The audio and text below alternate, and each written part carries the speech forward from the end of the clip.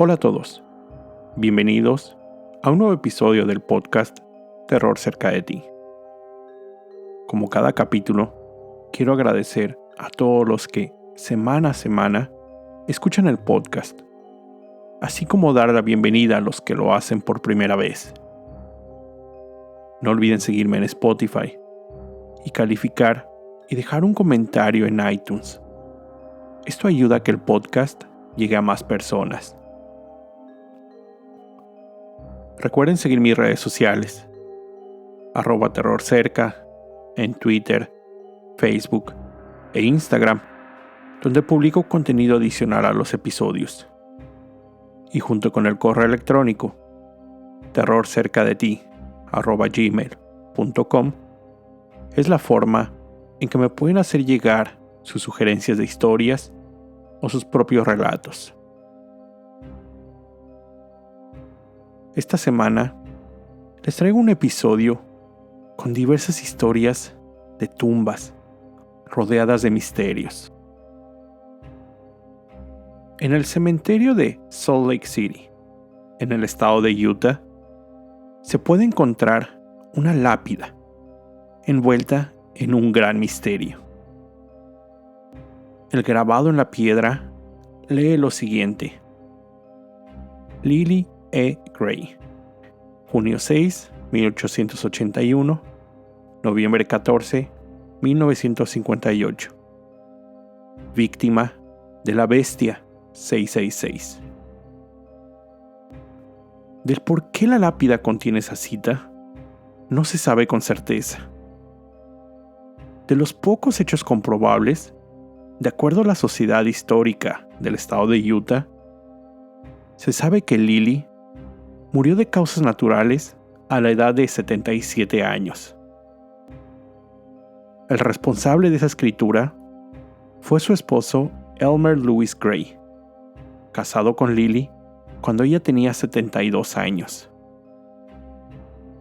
De Elmer se sabe que tenía algunas ideas, por decirlo de alguna manera, extravagantes. Él había estado casado con anterioridad y había estado recluido en una prisión por el robo de una sombrilla.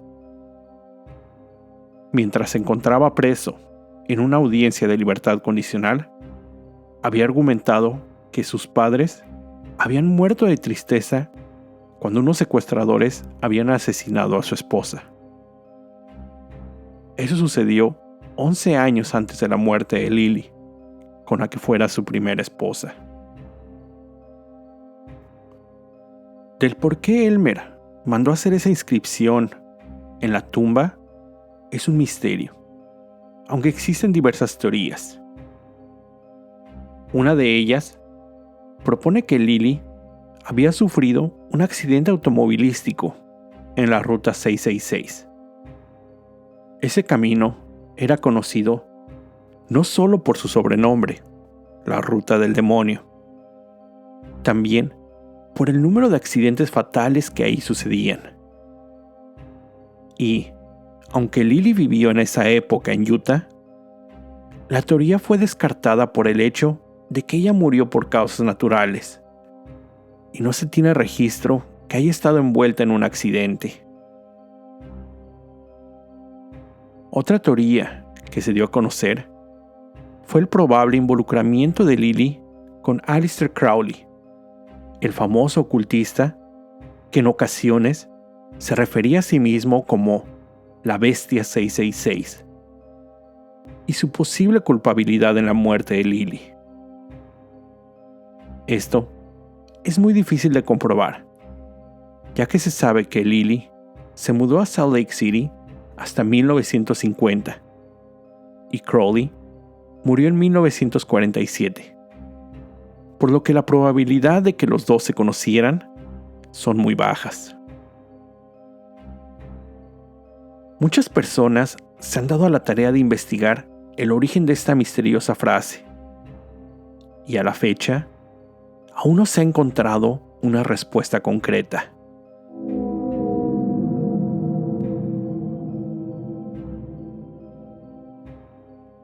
En la ciudad de Franklin, en el estado de Indiana, En medio de la calle 400 Sur se encuentra la tumba de Nancy Kerlin.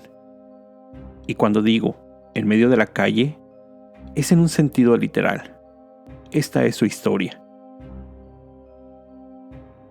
En 1808, Nancy Kerlin estaba pronta a cumplir 15 años cuando se casó con William Barnett, quien era el chosno, término que tuve que buscar, ya que no sabía cómo se identificaba al que es la quinta generación, es decir, hijo del tataranieto, en este caso, de Pocahontas, y su esposo John Rolfe.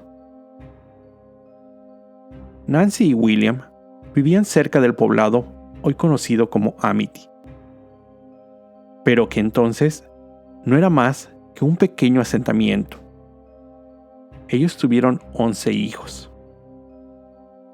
Nancy murió en 1831, a la edad de 39 años, y fue sepultada en el que se cree era uno de sus sitios favoritos, una pequeña colina con vista a un arroyo llamado Sugar Creek.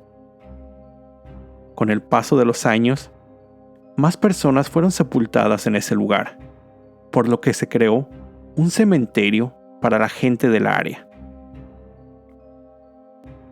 Con el paso de los años, se creó un pequeño sendero que cruzaba por este cementerio. El condado comenzó con la planeación para la construcción de una carretera. Debido a esto, la mayoría de las tumbas localizadas en el cementerio fueron reubicadas. Pero un hijo de Nancy se opuso a que su lugar de reposo fuera cambiado. Y, ya que en realidad la tumba no interfería con los planes del condado, aceptaron que no fuera movida. Pero unos años después, el condado se vio con la necesidad de ampliar la carretera, lo que ahora sí significaba que la ubicación de la tumba representara un problema. Se cuenta, aunque no hay nada seguro en esto, que el nieto de Nancy, Daniel Doty, se plantó junto a la tumba de su abuela, armado con una escopeta, y dijo: "Sobre mi cadáver". Y, como en este tipo de historias, no es posible asegurar cuánto estuvo ahí, ni a quién se lo dijo, ni si primero que nada esto sucedió o no. El punto es que el condado aceptó no mover la tumba. En cambio, colocaron una gruesa placa de concreto sobre esta, con una inscripción, y construyeron la carretera alrededor de ella. Y, en efecto, la tumba se encuentra justo en el medio del camino, siendo posiblemente una de las pocas en esta situación.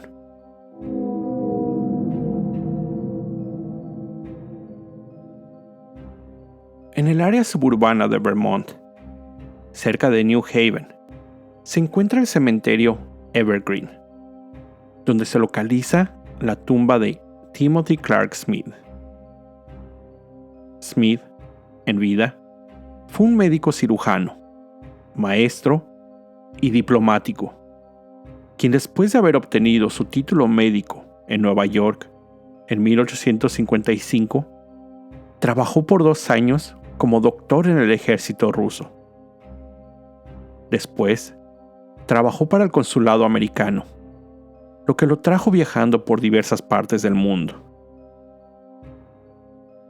Sin embargo, Timothy Smith sufría de un gran temor, y más que temor, sufría de tafofobia, el miedo irracional a ser enterrado en vida.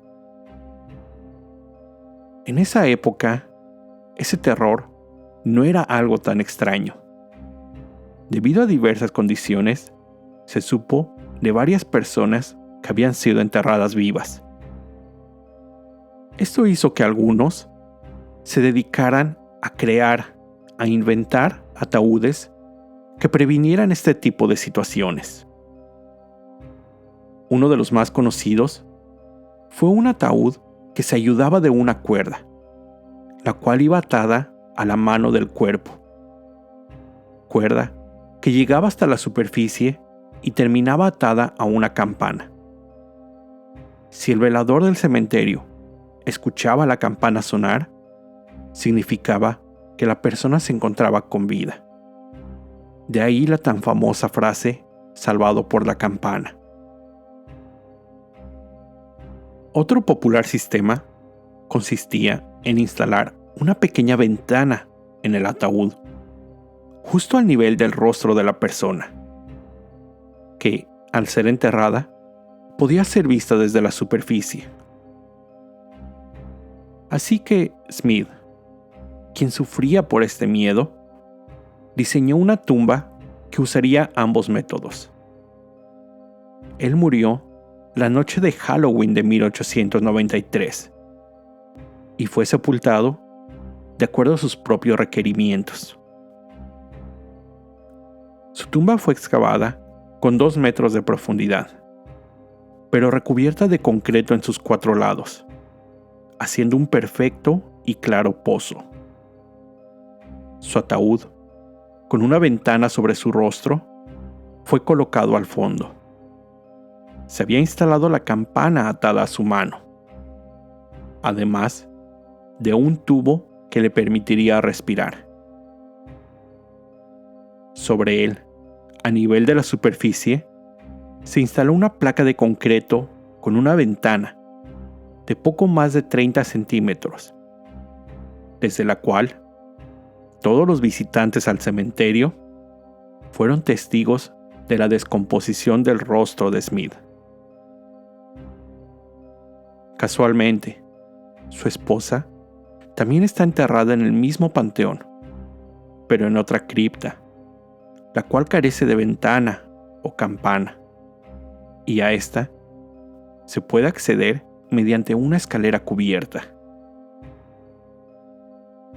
Actualmente, la tumba de Smith aún contiene la ventana, ya sin campana, pero el paso de los años ha hecho que la vista se encuentre turbia.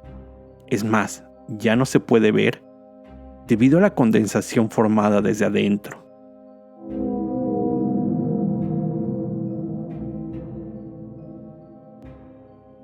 En Marion, Ohio, se encuentra el cementerio que lleva el mismo nombre, Marion, donde podemos encontrar una tumba muy peculiar, donde descansan los restos de Charles B. Merchant. Merchant fue un destacado residente del pueblo. Hizo grandes contribuciones tanto en la industria como en la infraestructura ferroviaria. Después de que Merchant murió en 1896, su familia decidió mejorar el lote familiar en el cementerio. Comenzaron colocando pequeñas esferas de granito negro, delimitando el área con los nombres de algunos de los familiares fallecidos. En el centro del lugar, construyeron un monumento de granito de 1,5 metros de altura, con el nombre C.B. Merchant grabado. Sobre el pedestal, una enorme esfera elaborada, también de granito negro, con un peso de más de 2 toneladas. La esfera fue puesta en su lugar y pulida hasta brindarle un gran brillo. Pero este monumento, por sí solo, no sería tan famoso de no ser por lo siguiente. Con el paso de los años, la gente que visitaba el cementerio notó que la esfera había girado sobre sí misma. Este fenómeno pudo observarse al notar un punto en la esfera que no se encontraba pulido, es decir, la parte de esta esfera que se encontraba justo sobre la base. Esta se veía de un tono diferente. Este movimiento causó un gran interés en los habitantes del pueblo, así como de la propia familia Merchant, quienes decidieron contratar una grúa para volver a colocar la esfera en su posición original, no sin antes poner un poco de alquitrán como forma de pegamento. Pero, nuevamente, con el paso de los años, la esfera volvió a moverse. El movimiento era imperceptible a simple vista. Pero después de varios años, el punto sin pulir de la esfera volvió a ser visible. Y aún más extraño, no se podía observar alguna otra marca que indicara que la esfera había sido manipulada. Muchos han tratado de encontrar la razón para este extraño fenómeno. Hay quienes dicen que la fuerza gravitacional afecta la posición de la esfera. Hay otros que dicen que el movimiento tiene que ver con el agua de la lluvia, que durante las épocas de invierno se congela, y al llegar la primavera y descongelarse el agua, la esfera rota sobre sí misma. Pero hay quienes aseguran que el continuo movimiento de la esfera está relacionado a un fenómeno paranormal. Un reportero se encontraba entrevistando a una familia que acude al cementerio con regularidad, cuando, fuera del foco de cámara, los ahí presentes pudieron observar cómo una de las esferas más pequeñas, las colocadas alrededor, se movió de su propia base, rodando por sí sola. Sin poder entender qué había pasado, intentaron regresarla a su lugar, pero les fue imposible, ya que, aun siendo una de las pequeñas, no pudieron levantar la esfera y regresarla a su base. El cuidador del cementerio asegura que, constantemente, se presentan científicos e investigadores paranormales para realizar mediciones de la esfera, grabar sonidos, tomar fotografías, para tratar de explicar el fenómeno. Pero, a la fecha, aún no se sabe la causa de este movimiento, algo que ha sucedido por más de 100 años. La gente que ha observado la esfera Merchant a lo largo de varios años asegura que el objeto se mueve un promedio de 2 a 5 centímetros por año, pero sin alguna trayectoria predecible.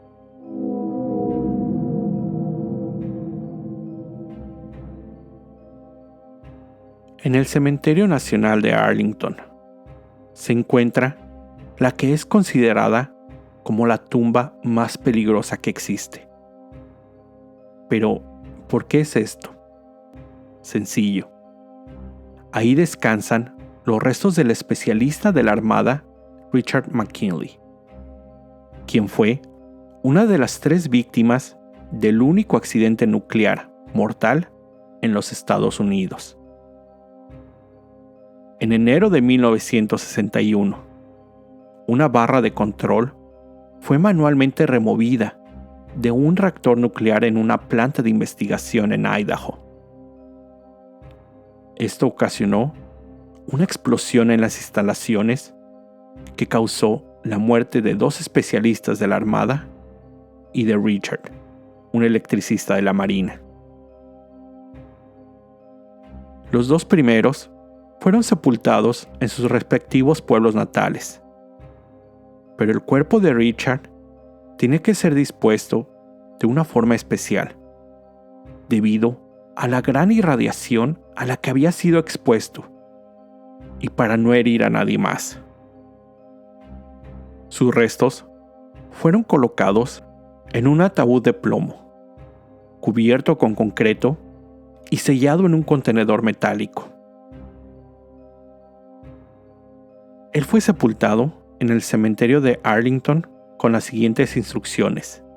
Cito: víctima de un accidente nuclear, cuerpo contaminado con isótopos radiactivos de larga vida. Bajo ninguna circunstancia, el cuerpo será movido de locación sin la previa autorización de la Comisión de Energía Atómica.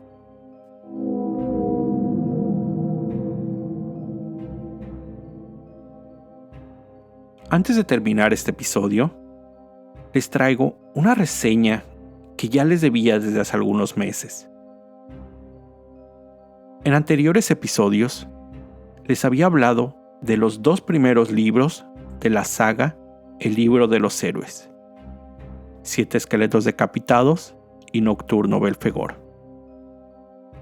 La serie se complementa de las obras El llamado de la estirpe, El destino y la espada, y termina con Principio y fin, del escritor mexicano Antonio Malpica. Y bueno, no les puedo dar una reseña de estos últimos 3 capítulos sin revelar alguna parte crítica de la trama. Así que simplemente quiero contarles que, con el paso de la serie, las aventuras de Sergio Mendoza y sus acompañantes cada vez se ven más envueltas con las fuerzas de la oscuridad, al tiempo que Sergio trata de entender cuál es su papel dentro de toda esta batalla. Si ya empezaron a leer la serie, les recomiendo ampliamente que la continúen y terminen. Aunque, sinceramente, quiero confesar que el inicio de la 5ª parte se me hizo un poco lento, pero conforme avanza, la dinámica vuelve a surgir y es imposible no ansiar saber lo que el destino le tiene preparado a Sergio, Hop, Brianda, demás héroes y demonios de la mano de Toño Malpica, a quien solo me queda darle las gracias por tan increíble historia. No olviden, la saga del Libro de los Héroes. Con esto llego al final de este episodio. Como siempre, te recuerdo estar alerta de todo lo que pasa a tu alrededor, ya que el terror está donde menos te lo esperas. El terror está cerca de ti. Cuando el miedo se convierte en terror, hay una historia que contar.